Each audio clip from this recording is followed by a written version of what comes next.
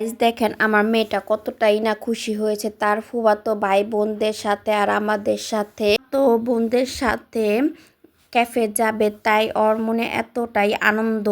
নিজে থেকে বলতেছিল যে মা আমি নিজে থেকে রেডি হব, তুমি আমাকে রেডি করাই দিবে না। তা ও জিজ্ঞেস করতেছিল মা এখান থেকে এটা দিব না ওইটা দিব। আর দেখো তো আমাকে দেখতে কেমন দেখা যাচ্ছে বলো। আমি বলতেছি তুমি রেডি হচ্ছ, তোমাকে দেখতে মাশাআল্লাহ খুবই ভালো লাগছে। প্রায় আমার মেয়েটাও রেডি হয়ে গেছে, এখন শুধু মাথাটা শুধু আঁচড়ে নিবে। এরকম করো, হ্যাঁ এভাবেই থাকো। এটা পুরাই পিঙ্কিশ হয়ে যাবে তোমার ঠোঁটে, ঠিক আছে? আর দেখতে অনেক সুন্দর দেখা যাবে। হ্যাঁ আয়নাতে যখন দেখবে। আজকে আমি বাসার সবাইকে ট্রিট দিব, তাই সবাই রেডি হয়ে এখন বের হয়ে যাচ্ছি। তাই ওরাও দেখেন কি খুশি।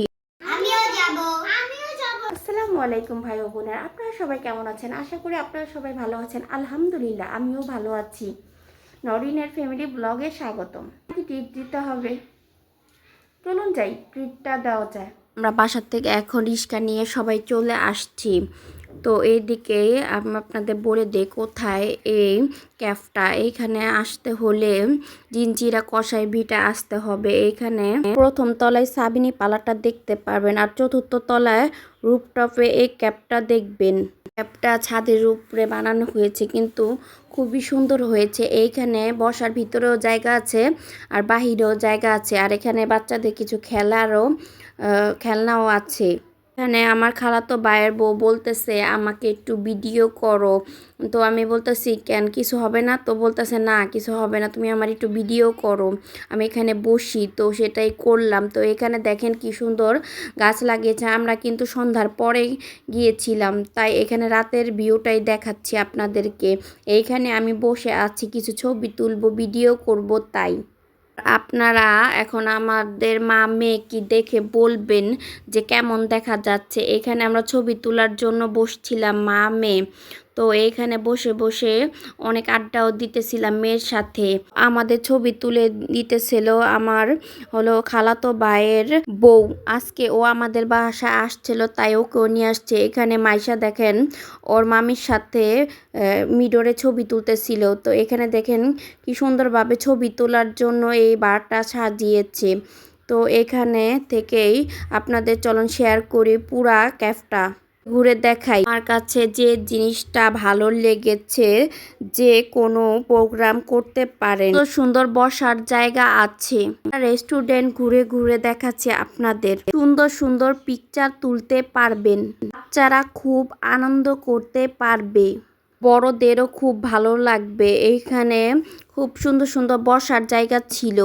এখানে কয়েকটা আর্টিফিশিয়াল গাছও ছিল ভিতরে, তাই বেশি সুন্দর লাগছে।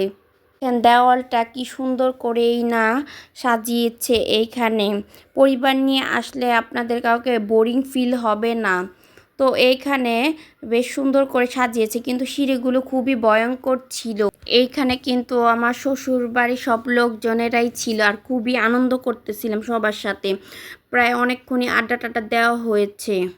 কিছুক্ষণ পরে আপনাদের ভাইয়াও চলে আসবে। এখানে অনেকক্ষণ সময় বসে থাকতে হয়েছিল খাবার অর্ডার করেও, কিন্তু কোনো বোরিং ফিল হয়নি। আমাদের আরও ভালো লাগতেছিল।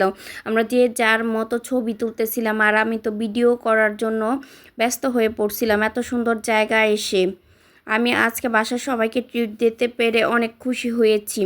এখানে ভিডিও করতে করতে একটু ছবি তুলতে এসে পড়লাম মিডরের সামনে। তো দেখেন ভিডিওটা যখনই অন করতে দেখে বা ভিডিও করতে দেখে, এখানে আমার মেয়ে এসে ঢং করা শুরু করে দেয়। তো ওকে একটু দেখে নেন। তো এইদিকে দেখেন কি সুন্দর করেই না সাজিয়েছে, দেওয়ালগুলি দেখার মতো করে সাজিয়েছে, আর ভীষণই ভালো লাগতেছে। এখানে প্রচুর মানুষজন ছিল। তো এখানে খাবার দিত, তাই দেরি হচ্ছিল। এখন আমাদের স্যুপটা চলে আসছে। তো স্যুপটা আমরা নিয়েছিলাম 3:1। তো এই স্যুপটা নিয়েছিল শুধু আমার শাশুড়ি মার জন্য, কিন্তু বাচ্চারাই সব খেয়ে নিয়েছিল, আসতে দেরি হইতেছিল। তাই মানে আমরা 10টা সেট মেনু নিয়েছিলাম। তো খাবারটা দিয়েছিল পুরাপুরি ঠান্ডা, শুধু চিকেন ফ্রাইটাই গরম ছিল, তাদেরকে বলা হয়েছিল। কিন্তু এখন আর গরম করার কোনো ওয়ে নাই, কারণ আমাদের দেরি হয়ে যাচ্ছে তাই। তো এখানে আমরা খাবারটা খেয়ে নিচ্ছিলাম। খাবারটা খেতে ভালোই লাগতেছিল, কিন্তু গরম হলে বেশ ভালো হতো। এখানে আনহাকে খাইয়ে দিচ্ছিল ওর মা, ও হাত দিয়ে খেতে পারতেছিল না তাই। ভিডিওটা এই পর্যন্তই। পরবর্তী ভিডিও দেখার জন্য সাবস্ক্রাইব করুন। আল্লাহ হাফেজ।